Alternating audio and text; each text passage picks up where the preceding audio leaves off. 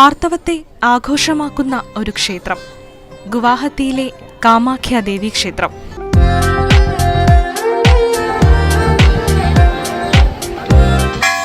ഗുവാഹത്തിയുടെ പടിഞ്ഞാറ് നീലാചലത്തിലാണ് കാമാഖ്യ ക്ഷേത്രം.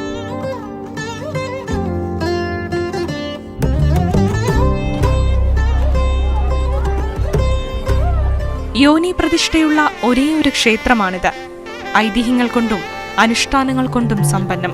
ദേവിയുടെ ആർത്തവ ദിനങ്ങളിലാണ് പ്രശസ്തമായ അംബുബാച്ചി മേള. ആദ്യ 3 ദിവസങ്ങളിൽ ക്ഷേത്രത്തിൽ ദർശനമുണ്ടാകില്ല. 4ാം നാൾ നട തുറന്ന് പൂജകൾ നടക്കും. ഭക്തർക്ക് ചുവന്ന നിറത്തിലുള്ള തുണി പ്രസാദമായി നൽകും.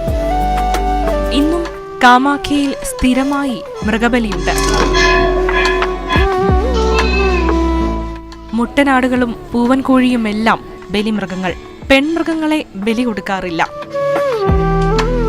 സമൃദ്ധിയും സമ്പത്തും തേടി ഭക്തർ നീലാചലത്തിലേക്കൊഴുകുന്നു.